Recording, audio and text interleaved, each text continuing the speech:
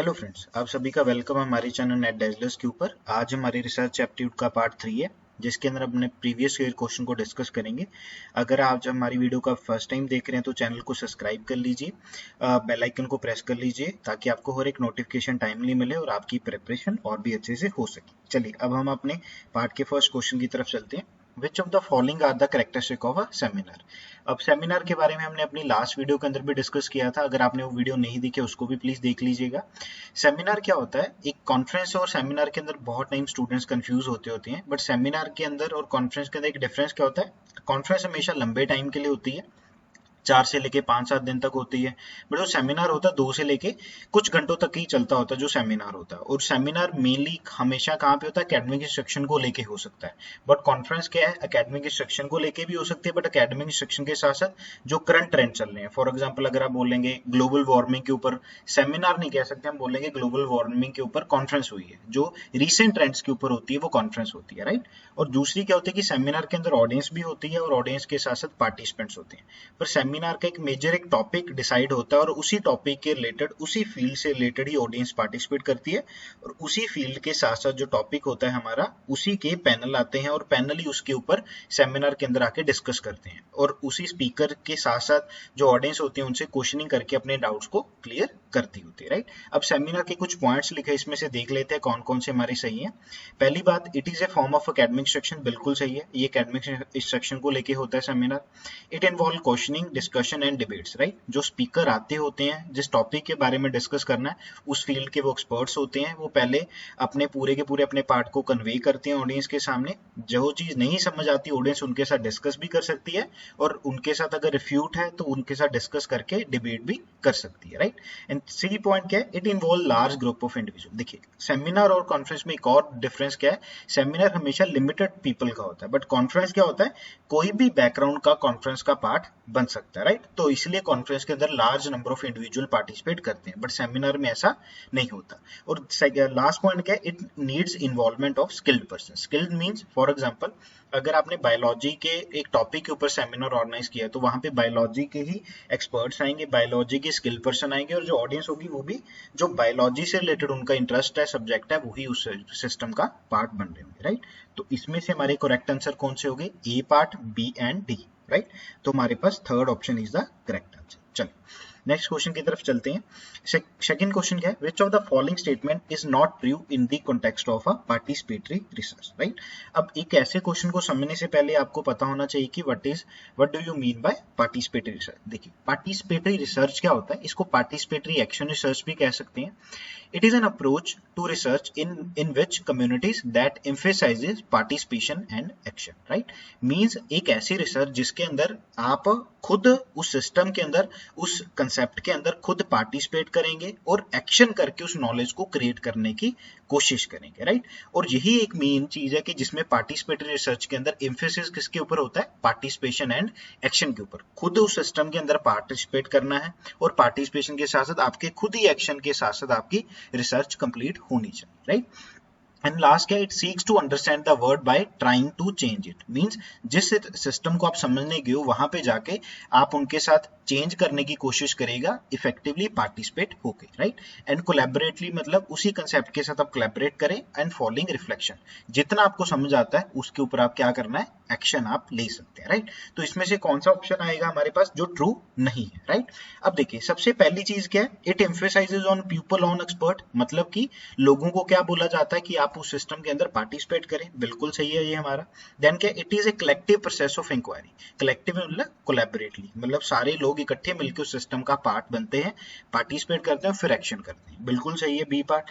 Then क्या? It recognises knowledge as power, because knowledge power है तभी हम उसके अंदर जाके पार्टिसिपेट करेंगे और उसी के ऊपर हम एक्शन लेके उसको समझने की कोशिश करेंगे और उसको चेंज करने की कोशिश करेंगे। बट जो सी पॉइंट क्या कह रहा है? Its sole purpose is production of knowledge. Sole purpose मतलब एक ही पर्पज है और सारा का सारा पर्पज क्या है? नॉलेज को क्रिएट करना। बट ऐसा नहीं है, हम नॉलेज को सिर्फ और सिर्फ नॉलेज को क्रिएट नहीं कर रहे हैं, हमारा एम्फेसिस किसके ऊपर है? खुद पार्टिसिपेट भी करना है और पार्टिसिपेशन के साथ साथ जितना आपको समझ आता है उसके ऊपर एक्शन भी लेना है, राइट। तो हमारे सेकंड क्वेश्चन का आंसर सी क्या है, बिल्कुल सही नहीं है, राइट। अगर आपने और अच्छे तरीके से समझना ये भी देख सकते हैं, पार्टिसिपेटरी ये हो गया हमारा वेन डायग्राम के थ्रू, एक्शन ये हो गया और रिसर्च हमारी ये होगी, मतलब पार्टिसिपेट भी कर रहे हैं आप सोसाइटी के अंदर और खुद एक्शन भी ले रहे हैं और रिसर्च के ऊपर आप नॉलेज को इकट्ठे बना के जो हमारे पास ये शेड पोर्शन बनता है PAR वाला, that is meant by a participatory research, right. चलिए नेक्स्ट क्वेश्चन, सेकंड का आंसर सी हो जाता है हमारा। चलिए थर्ड क्वेश्चन की तरफ चलते हैं। Which of the following statement is true in the context of a testing of a hypothesis, right. देखिए हाइपोथेसिस हमने बहुत दफा पढ़ लिया है। हाइपोथेसिस वैसे होता क्या है कि एक प्री अजम्पशन होती है जिसमें हम अपने किसी भी चीज को प्रूव करने के लिए पहले अज्यूम करते हैं, इसको प्री सपोजिशन भी कह सकते हैं और इसको टेंटेटिव स्टेटमेंट भी बोला जाता है, राइट। अब देखिए इसको पढ़ने से पहले हमें पता है कि हाइपोथेसिस दो तरह के होते हैं। इसको बोला जाता है नल हाइपोथेसिस जिसको हम H नोट से डिनोट करते हैं, और एक होता है H अल्फा भी कह देते हैं इसको, और H1 भी कह देते हैं जिसको हम अल्टरनेट हाइपोथेसिस भी कहते हैं। अब दोनों में डिफरेंस क्या है?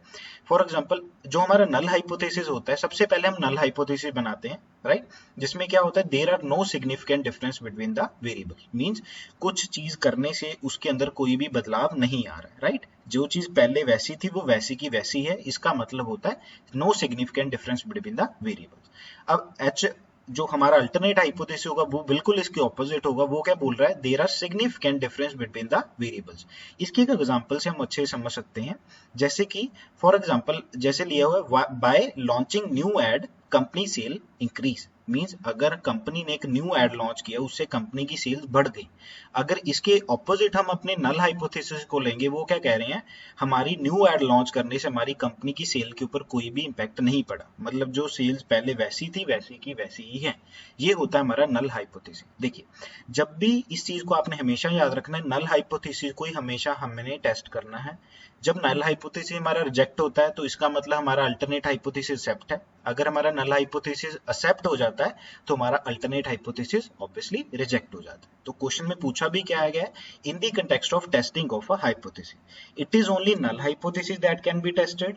जहाँ बी ऑप्शन बोथ अल्टरनेटिव और नल हाइपोथेसिस को टेस्ट करते हैं, जहाँ क्या बोला है, अल्टरनेट को भी नहीं टेस्ट करते, नल हाइपोथेसिस को भी टेस्ट नहीं करते, ये सी ऑप्शन बोला जा रहा है।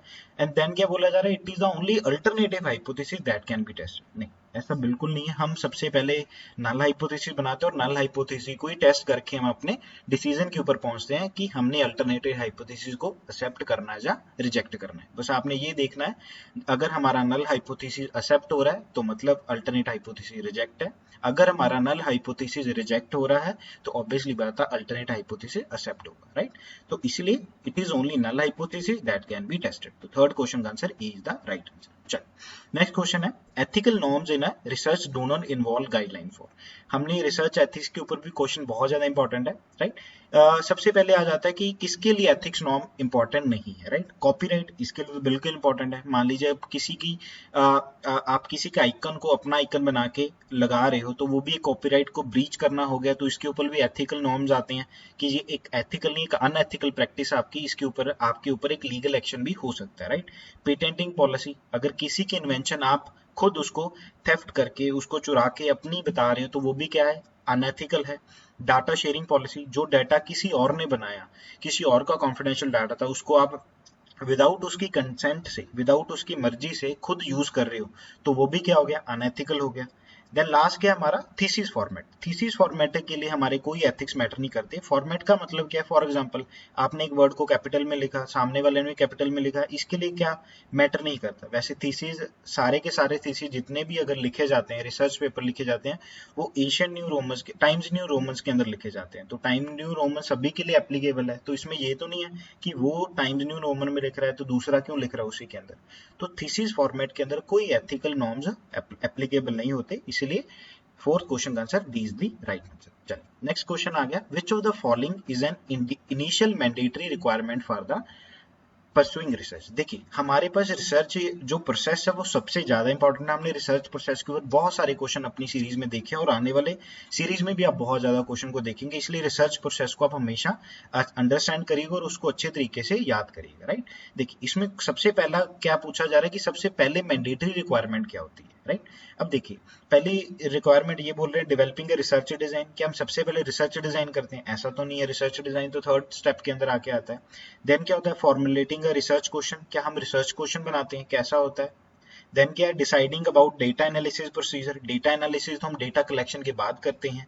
देन क्या है फॉर्मुलेटिंग रिसर्च हाइपोथेसिस, हमने रिसर्च हाइपोथेसिस तो लिटरेचर रिव्यू के बाद करते हैं, राइट। तो सबसे पहला हमारा स्टेप क्या होता है फॉर्मुलेटिंग रिसर्च क्वेश्चन, बिकॉज हमारे पास जो रिसर्च प्रॉब्लम आती है उसी के साथ साथ हम अपने रिसर्च क्वेश्चन बनाते हैं, रिसर्च क्वेश्चन के बाद हम अपना लिटरेचर रिव्यू करते हैं, लिटरेचर रिव्यू के बाद हम अपना रिसर्च डिजाइन बनाते हैं, रिसर्च डिजाइन के बाद हम अपना क्या करते हैं डेटा को कलेक्ट करते हैं, फिर डेटा को एनालाइज करते हैं। देन लास्ट स्टेप क्या होता है हमारा डेटा एनालिसिस के बाद हम डेटा को इंटरप्रेट करके कंक्लूड करके पब्लिश कर सकते हैं, राइट। तो हमारे फिफ्थ क्वेश्चन का आंसर क्या होगा? Second is the right answer. चलिए सिक्स्थ क्वेश्चन आ जाता है the format of the thesis writing is same as it, right.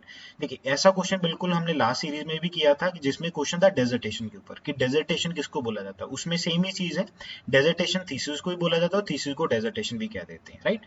तो जब भी क्वेश्चन आए कि थीसिस और डेजर्टेशन में डिफरेंस क्या है, बिल्कुल सेम है, जैसे डेजर्टेशन लिखी जाती है वैसी थीसिस लिखी जाती है, राइट। तो सिक्स क्वेश्चन का answer C is the right answer. चलो आज की सीरीज का लास्ट क्वेश्चन है, इसमें क्वेश्चन पूछा गया क्वालिटेटिव रिसर्च के regarding, right. Qualitative research paradigm which of the following feature may be considered critical, कौन कौन से ऐसा इसमें से ऑप्शन है जो क्रिटिकल माना जाता है? पहला कंसेप्ट क्या है data collection with standardise research tool, क्या हम स्टैंडर्डाइज रिसर्च टूल से उसको डेटा को कलेक्ट करेंगे। पर सबसे पहले आपको पता होना चाहिए क्वालिटेटिव रिसर्च क्या होता है और क्वांटिटेटिव रिसर्च क्या होता है। क्वालिटेटिव रिसर्च हम ऐसी चीजें हैं जिसके अंदर हम चीजों को मेजर नहीं कर सकते, बस चीजों को देख के ऑब्जर्व करके हम चीजों को लिखते हैं। फॉर एग्जाम्पल इसके अंदर मेट्रिक डाटा नहीं मेजर कर सकते, फॉर एग्जाम्पल कोई ऐसा डाटा है जिसको मेजर किया जा सकता है वो क्वांटिटेटिव डेटा के अंदर होता है, क्वांटिटेटिव रिसर्च के अंदर होता है। बट जो क्वालिटेटिव रिसर्च होती है, फॉर एग्जांपल आप देखना चाहते हो कि एक पर्सन का सामने वाले प्रोडक्ट को देख के उसका एटीट्यूड क्या है, अच्छा एटीट्यूड है, नेगेटिव एटीट्यूड है, उनकी बाइंग हैबिट्स कैसी है, उनका बाइंग बिहेवियर क्या है। तो बिहेवियर को, ऑनेस्टी को, उनकी लॉयल्टी को आप मेजर तो नहीं कर सकते, बट वो किसके अंदर देख सकते हो आप क्वालिटेटिव रिसर्च में, कि उनके बिहेवियर के अंदर इस प्रोडक्ट को देख के उनके क्या व्यूज हैं। वो सारा का सारा पार्ट हमारा किसके अंदर आ जाता है क्वालिटेटिव रिसर्च के अंदर। तो स्टैंडर्डाइज रिसर्च टूल तो होंगे नहीं, बिकॉज सभी लोगों का ओपिनियन, सभी लोगों का बिलीफ, सभी लोगों के जो थिंकिंग है, बिहेवियर है, वो परचेजिंग हैबिट्स है सभी की डिफरेंट होगी, तो स्टैंडर्डाइज रिसर्च टूल तो हो नहीं सकते। देन क्या है sampling design with probability sampling techniques. देखिए ऐसा भी नहीं होगा बिकॉज हम सैंपल डिजाइन नहीं कर रहे हैं। सबसे पहले पूछा गया जा रहा है कि रिसर्च पैराडाइम के लिए कौन सा ऐसा क्रिटिकल स्टेप है। पहले सैम्पलिंग डिजाइन से पहले आपको पता होना चाहिए कि क्या चीज इंपॉर्टेंट है, क्वालिटेटिव है, राइट।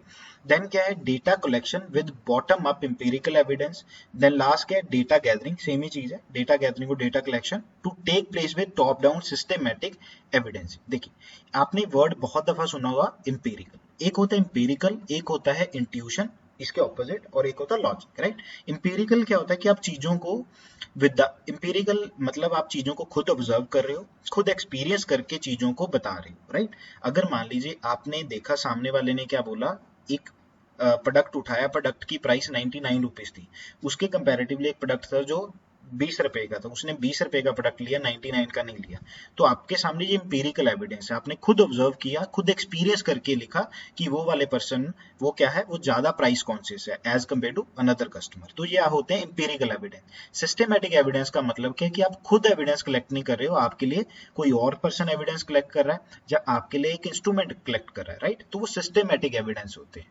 तो क्वालिटेटिव रिसर्च ही क्या होता है जिसमें पूरा का पूरा आप खुद इन्वॉल्व होते हो, सब्जेक्टिविटी भी आ जाती है बिकॉज रिसर्चर अच्छे तरीके से इन्वॉल्व होता है, राइट। तो हमारे लिए 7th क्वेश्चन का आंसर क्या है data collection with bottom up empirical evidence. अब ये भी एक मेन इंपॉर्टेंट चीज है, bottom up and top down. Top down क्या होता है, बड़े से आप छोटे की तरफ आ रहे हो, डाउन का मतलब, बॉटम अप का मतलब आप एक छोटी सी चीज पे, अप का मतलब बड़े, छोटी सी चीज से आप बड़ी दूर तक जा रहे हो, वो बॉटम अप अप्रोच होती है, राइट। मतलब आप एक छोटी सी चीज से आपको पता क्या चला कि वो पर्सन ने 99 रुपीज की चीज को खरीदने के बजाय 20 रुपीज के प्रोडक्ट को उठाया। तो यहाँ से आप एक चीज बना सकते हो कि हमें एक ऐसा प्रोडक्ट भी बनाना चाहिए 99 रुपीज के साथ साथ एक ऐसा 20 रुपीज का पैकेट भी आना चाहिए। अदरवाइज अगर हमने ये पैकेट नहीं बनाया तो दूसरी कंपनी का जो पैकेट 20 रुपीज का आ रहा है वो कोई और खरीद सकता है, राइट। तो इससे हम छोटी सी चीज से बड़ी चीज को बनाने की कोशिश करें, राइट। आज हमने इस सीरीज के अंदर 7 क्वेश्चन को डिस्कस किया है। अगर आपने हमारी प्रीवियस वीडियोस को नहीं देखा उनको भी देख लीजिए, उनके लिंक्स डिस्क्रिप्शन बॉक्स के अंदर मेंशन है। Thank you so very much.